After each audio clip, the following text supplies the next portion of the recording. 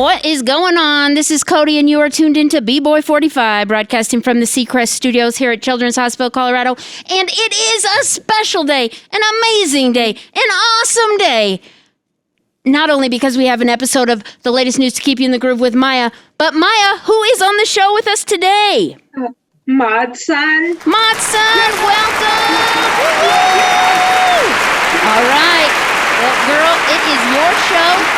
Take it away, Modson. Thank you so much for being here with us. I can't wait to hear what you have to say today. Oh, that was a great intro right there. Very, very well done. Bravo. So, first of all, I just want to say thank you so much for calling in today. I really can't believe I'm talking to you. I love your music, and I love your poetry, and just like everything you do. And so I'm so excited to talk with you. Hi, thank you for saying that. And thank you for having me on today. This is my pleasure. I'm very grateful to be doing this with you. What you're doing is very awesome, by the way. Oh, thank you. So my first question for you is, what first drew you to the drums? Oh, okay, good question. So check this out. So I kind of grew up in a musical space. My dad really pushed me to listen to music by the greats. He loved Bob Dylan. He loved the Allman Brothers. He loved like these classic artists, right? So that was when I was very young. So I had this like inclination that music was cool. My first instrument that I ever got was a guitar, right? And I am a visual learner. Like I learn by seeing someone do it rather than someone trying to tell me or like reading how to do something. I learn visually by looking at someone. So I'm sitting there trying to figure out guitar, and it is so confusing looking at someone's fingers going like this on a guitar. It doesn't matter if you're right in front of them or if you're, no matter where you are, you can be right next to their fingers. It is so confusing looking at what they're doing. So it never clicked.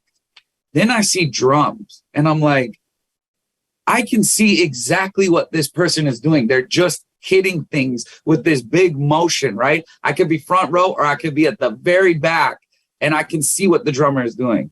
So I was like right there, I was like, okay, I could learn this by watching. So then I found Travis Barker from Blink-182. I downloaded every live set, every music video. I studied absolutely everything that he was doing. And I was able to just see he's hitting the hi-hat, he's hitting the snare, he's hitting the toms, right? And by doing that, I would just watch on repeat over and over and over and over. And by doing that, I learned how to play drums.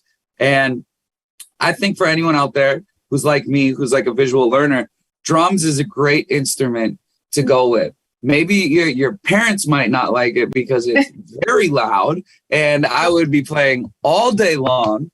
But it's just something that you can kind of figure out on your own.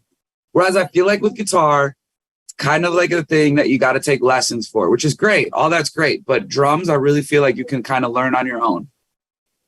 Oh, cool. So which instrument was the most difficult for you to learn? Well, I would say I'm still learning how to play guitar, but I really jumped into piano. I've taken, again, piano is something that you kind of need some kind of guidance for, Of course, you can learn on your own. And now with YouTube, you can pretty much learn anything on your own. But I've taken lessons for piano. And, piano is one of those instruments that's like an introduction to every instrument. If you can learn how to play piano, you can essentially understand how all the instruments work. So I would say piano is definitely there. Also, I'm fascinated by the saxophone. Like, I love jazz. Saxophone and trumpet are like my end goal instrument. Like, I want to be playing those in a jazz band someday, far from now. Oh, cool. So what is your songwriting process like? Well, I'm sure you've asked this question to other people, and I'm sure they all kind of say the same thing, which is like, it's always different. It happens in different ways, which is true. But really, I boil mine down to instinct. Like, I follow my instinct. I follow my gut. I do. This is my like number one advice to artists making music is don't overthink. And like, I am guilty of doing it at times as well. But when I'm making songs, I really I let the music, I try to get the music going, you know, and all great songs can boil down to just either a guitar or piano. You don't need every part of the music done before you start writing the words. So if I just have a guitar going, or just a piano, or just some chords, something is going to guide me. And I'm going to be channeled somehow to think of a melody. And the first thing that usually comes out of my mouth, that's usually what I go with. And it could go a million different ways. That's the craziest thing about a song, is like, you could essentially never be done with the song if you wanted, you know? You could do it a million different ways. But I always think that the first thing that comes into my mind, the first thing that my instinct tells me to do is what I'm supposed to do, you know? And then the melody will happen. Sometimes with the words, it'll be married with the melody. Otherwise, if I do a melody and it's just like, oh, no, no, no, that will somehow spark the words to be put in place of that. Like right there, it was like, I'm all right, and I'll be here all my life. Like, and it just, the words kind of start falling out. And I just let it happen. I try not to stop myself, you know? I push myself to create. Like, I would rather leave the studio with a song than go home and be like thinking of how I could still make it, you know? Yeah. Yeah. Oh, cool. So is your process similar for writing poetry and writing a book? Yeah. You know, when I think about it, it's very free form, you know, like, and what I mean by that is like, again, like I want to do as much as I can. To me, more is more, right? I would rather have a poem be written than not. I would rather have a song be made than not. Whether it's the greatest thing I've ever done, or someone consider it the worst thing I've ever done, all I'm concerned about is that I did something, right? I just like to create. I just like believing that I am leaving things behind, you know? And so when I write poetry, which I'm so glad you brought up, I'm working on a new poetry book right now. When I write poetry, it's a great extension of the songs, because when I make a song, you kind of have to rhyme somehow, you know? There's a rhyme there. I don't write like typical poetry where it's like, roses are red, violets are blue, today is nice, how are you? I don't write poetry to try to rhyme and do like the standard type of poetry. I write poetry in a way that's like, hit as many emotions as I can. I like to show how funny life can be, you know? I think my music can be somewhat serious. I don't really make comedic music, you know, which I think is great. I think I'm a pretty funny person, I'm not gonna lie, but I don't really make funny songs, you know? So when I make my poetry, I like to, in a twisted, sometimes dark way, show a funny side of life. And again, it's the instinct. I don't sit down and say, today I need to write about this. I more sit down and I let whatever that moment is telling me to do, I let that happen. And I just, like I said about the music, like I said about anything, if I can be any kind of guidance to any artist out there, it's really like, don't stop yourself. You know, I like to think that one of my, whether it's a gift or not, one of my things that I've always pushed myself to since I was like in 7th grade, it's like, if you give me a piece of paper and you give me a pen and you say, start writing, I will start writing. And I will not stop and think, okay, what comes next? I will just write. I will write. I will write. I will write. I'm not concerned about, well, does this make sense? Or could I do better? It's just like, get it out. You know, that's what it comes down to. Get it out. Whatever is inside, get it out. Yeah. Oh, cool. Yeah. I love writing. So I write a lot too. Oh, Maya, I love to hear that. I love that. Do you write poetry, or what kind of stuff do you write? Stories and songs. Oh, I love that. That's great. You'll have to let me, you'll have to share some with me at some point. Oh, I'd love that. Yeah. Thank you. So where does your inspiration for your music come from?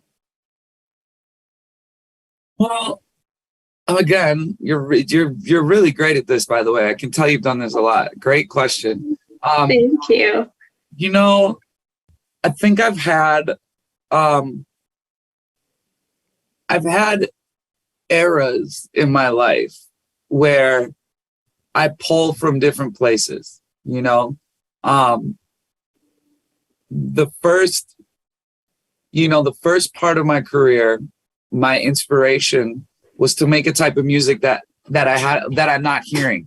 I think that's always an inspiration, is make what I'm not hearing, make what I would like to listen to, right? So when I was first rapping, I was not hearing positive rap music, right? In the form of like, and I'm not talking about like, there wasn't music, like rap music about being happy or any of that. I was focused on the law of attraction, right? Manifesting. What you think inside your head is what you're bringing into your world. I wasn't hearing music that was saying that, okay? So I focused on that. That was my thing. I am going to make this brand of rap music that I'm teaching people about the law of attraction and manifestation and the secret and all that. I am going to push that to the front. I'm going to say, today you woke up, you have a reason to celebrate, and here is a form of music that's going to make you smile, right? That was the first part of Mod Sun. And I like to do things in like a 10-year increment, you know? The first 10 years of my musical experience, I was playing drums in bands. The second 10 years, I was rapping. This third 10 years that I'm on right now, I'm singing and making this like alternative music, you know? So now this music that I'm making right now, I try to write about I always try to write about what's happening in my actual life. You know, I'm not like a fantasy writer when I make music. I don't really write like stories about nonfiction stories about things that I'm dreaming of. I really write about like my current life right now, what's happening. So my last album, it was called Internet Killed the Rockstar, and that was about that whole era to me of that album was about the full circle of music, you know. I started playing in bands, and I kind of watched what the computer had turned music into. You know, when I came up playing music, everybody around didn't have a laptop. We couldn't record ourselves. We We had to get in the garage with our 4 best friends and make music. And over a period of like 10 years, I saw how, and I started doing it. You could take a laptop and you could completely make an entire album by yourself and blow up from your living room, right? So I wanted to talk about that. And I wanted to talk about the things that have changed in this world. And throughout that time, like I said, I always talk about my real life. Well, I am now 3.5 years sober. You know, I don't drink, I don't do drugs, I don't do any of that. And I wanted to talk about that experience, you know, because I don't think you hear enough of that. I don't think you hear enough of people talking about sobriety. So I wanted to talk about that. And then this next album that I'm making, I'm in this amazing relationship. I'm fully in love. And it's a real like love album. Oh, cool. Well, congratulations. So what song is the most personal to you? Well, I have so many, but I will say, so I'm out on tour right now, right? And I'm playing my most recent song. It's a song called Battle Scars. I'm playing that song every night live, and it gets me so emotional on stage. The song itself is about leaving toxic situations and putting yourself first. I think the word selfish has been so abused over the years, and people think selfish is such a bad word. I like to vindicate that word, you know. I think that selfish, you know, as long as you're not hurting anyone, selfish is a great thing to be focused on yourself. Now, I just believe that by helping yourself and getting yourself to a place, that's when you can help other people. If you aren't good inside of your own, your help to others is a strange thing to me. I think you should totally be okay with focusing on yourself, you know? And so this song, Battle Scars, is really about focusing and looking at your life and finding out what things are not good for you, you know? And if it's a toxic relationship or a friendship, or you're battling an addiction or anything like that, putting yourself first, I believe, is so important. And so I would say my song Battle Scars, you know, every night I get on stage and I'm playing it, and I'm like almost in tears by the end of it. Oh, cool. Yeah, Battle Scars is one of my favorite songs. Thank you, Maya. That makes me feel really good. So I love your movie Good Morning. Oh, yes. It has quickly become my go-to movie when I just want to laugh. You just made my whole entire day by saying that. How did the idea come about? So it's a very, very like true story in so many ways. The pandemic had just happened. Me and Machine Gun Kelly are sitting at his house. One to start by this, it's like people will tell you you're crazy all day long when you say that you're gonna do something. You know, I'm gonna make it as a musician. I'm gonna write a movie. I'm gonna interview as many people as I can. You know, they're gonna be, oh, you're crazy. You know, you think that you can just do this. Like, I love it when someone says that, because then it's a challenge for me. And I've always said my whole life, I'm going to make a movie. I'm going to make a movie, you know? So myself and Machine Gun Kelly, we have like removed this barrier of that people try to put in front, or people try to put on you in your life, where they say you can't do something. So we're like, yeah, we can write a movie. You know, Machine Gun Kelly is a great actor. So he's got scripts all over his house. And we look at these scripts and we're like, we could write something like that, you know? And so what was happening, how it really all happened, was Machine Gun Kelly and his fiance, Megan, had just started dating. And she as well is an actress. And so she's very cool. She's very like ethereal and like spiritual. She's very spiritual. She's not really on her cell phone that much, right? She's one of those people who's very like in touch with the real world. And she was like, she was going to shoot a movie overseas somewhere in this small town, country, I don't even know, middle of nowhere kind of thing. And she texted him something and then left to go shoot this movie. And she had no service. And Kels was left with this text message and he's like, I don't understand. Is she breaking up with me? Let me get a hold of her. Call, can't get through. Call, can't get through. She's gone for like 3 weeks. And like, he can't get a hold of her. And so he's like, I don't know if she just like broke up with me or what's going on. And so we took that idea and then we coupled it with the fact that we were like, dude, you're going to go crazy if we don't get your mind off this. Let's write a movie so we can stop you from going crazy and trying to get a hold of her. So we coupled those things, a text that came through that you can't tell if it's a breakup text or not, mixed with, all right, let's keep your mind off this and just spend the next 3 weeks writing a movie. We sat down for 3 weeks every single day in his kitchen, in his living room, pacing back and forth, writing this script. And I'm telling you, at this time, Kels lived with, all his buddies lived with him. And so they're all walking in and they're like, you guys have lost your mind. You think you're going to make a movie. You're spending all this time writing the script. And we finished the script. We took it and we went around Hollywood one by one to offices. And we read out this whole movie, playing all the characters.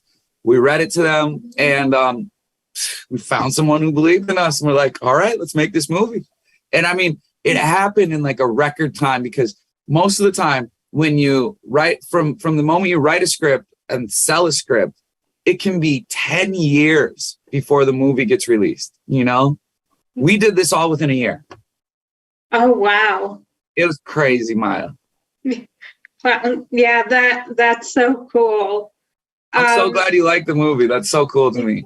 Yeah, it's one of those movies that it's just one of my go-to movies when like I just need to like forget about everything, like tune everything out, and like if I'm like having a lot of anxiety, I will turn on this movie and I can just forget it for however long the movie is. Oh my God, that makes me so happy. So thank you. No, thank you. So Good Morning was your and Machine Gun Kelly's directorial debut. Yes. What were the challenges to directing your first feature-length movie?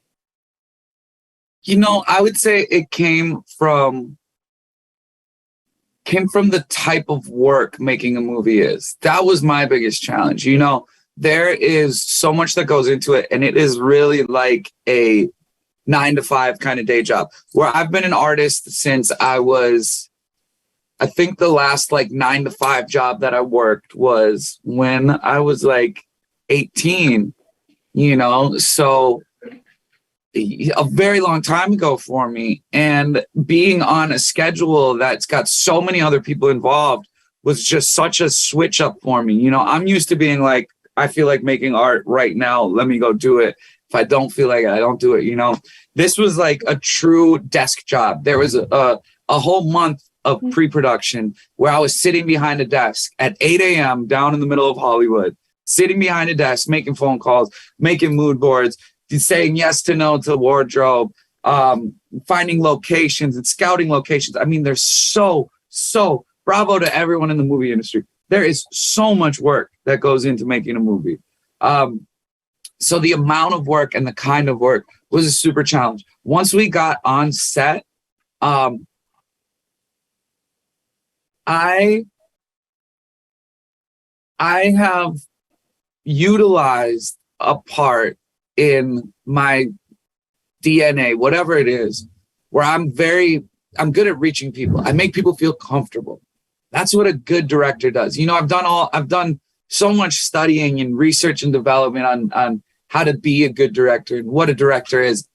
And you can do all the reading you want, but it really comes down to, can you make actors feel comfortable to be themselves? You know, that's what that's what a great director will do. A great director is not looking for someone to read exactly what's on the paper and give you some kind of performance that's like a performance. A real great director is like, I want you to do this the way you would do it.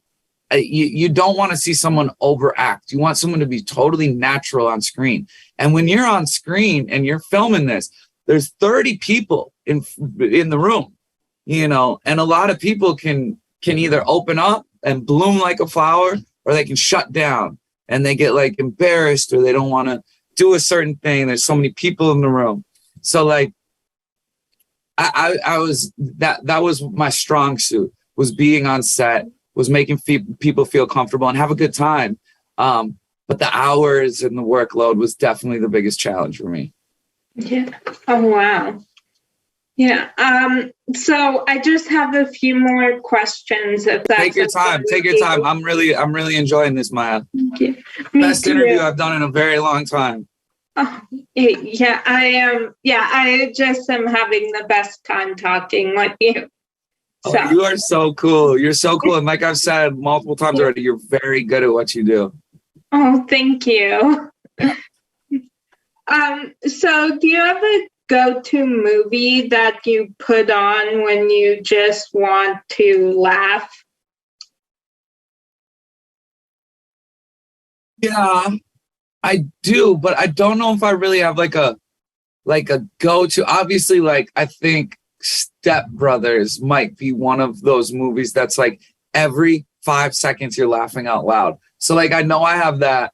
But I love to keep up with what's going on right now in movies. So like I love comedies. I don't think they make enough comedies. That's why the first movie that me and Kels made was a comedy. You know, I don't think they make enough. I think it's so great to escape from reality by watching a movie and laughing. But comedy is very, very challenging, you know.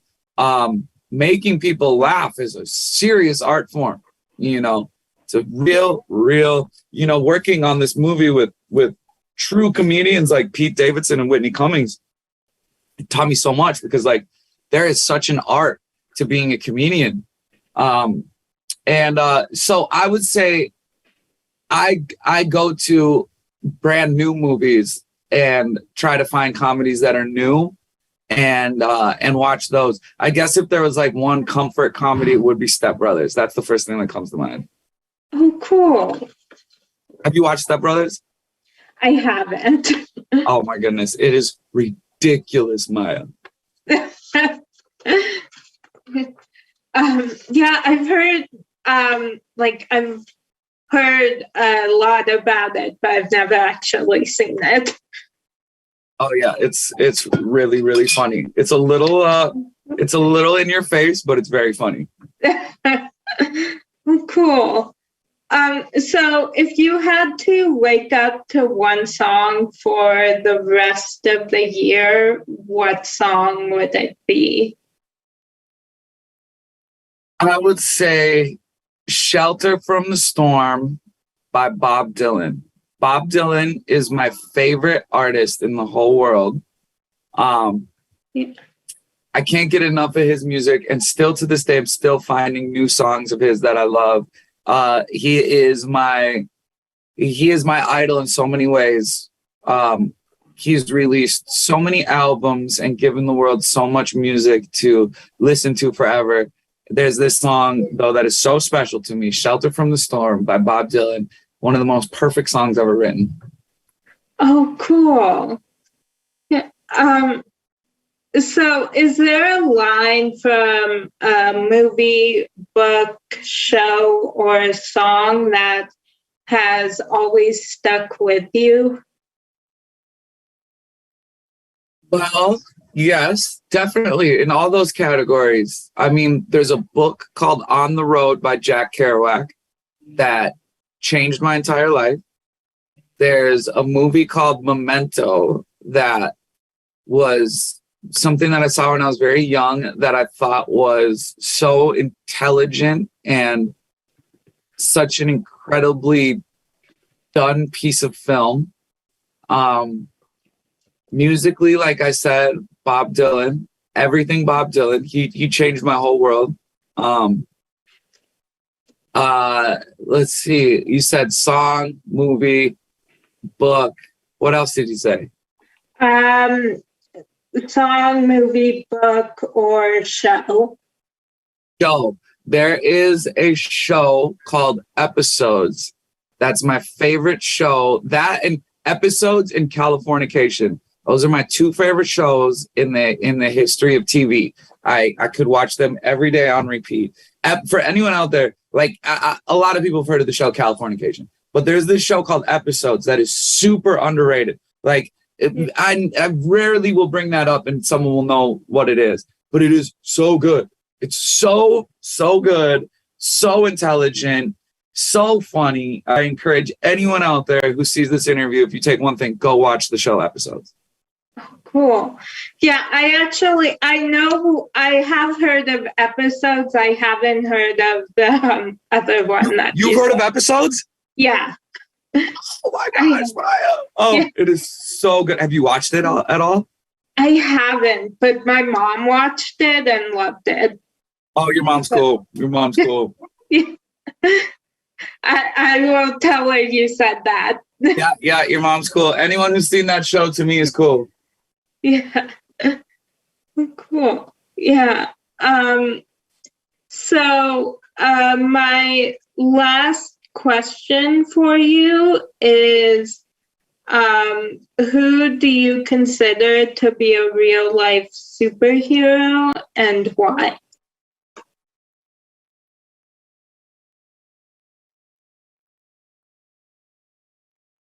A real great question again. Thank you.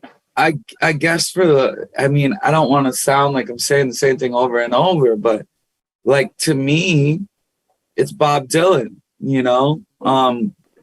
That's just, to me, it's Bob Dylan. And that's because, you know, for many reasons, but the dude is 82, I think, 82 years old. He's still on tour. He's still releasing albums.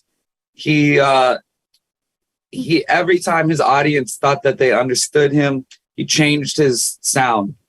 You know, he infamously, one of his biggest songs, a song called Like a Rolling Stone.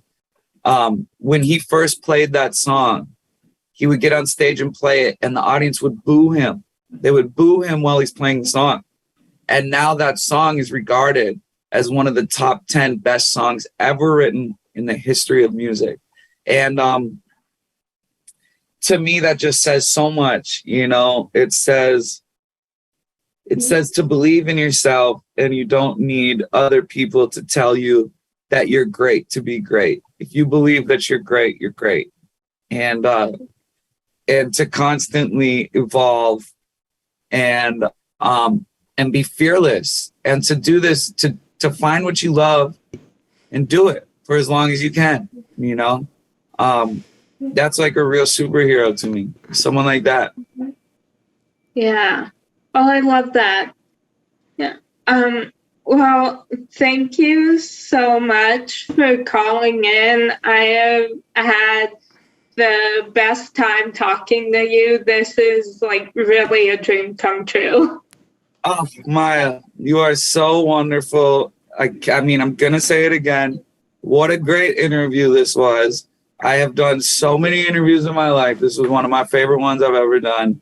I really appreciate you. You had amazing questions, and you just seem so awesome. You have a great smile. You lit up my whole day as soon as I saw you. Oh, thank you. Thank you so much Great for job. spending so much time with us. And oh, you know what? Me and Maya could go for another hour. She just has the greatest question. don't tempt her because she will. Yeah, I know. seriously, I would just love to keep talking to you. So, Anytime you want to do another interview, we got it. Well, sir, you are one of our favorites here at Children's Hospital Colorado. So thank you so much for always saying yes when kids ask. So we appreciate that. Of course, and I have to come in person at one of these times. All right. Yeah, you do it. We're here. We'll take you anytime. All right. I love it. All right. You take care. Have a good show tonight, and we'll catch up with you later. Thanks for everything. All right. Bye, Maya. I love you so much. bye. Bye.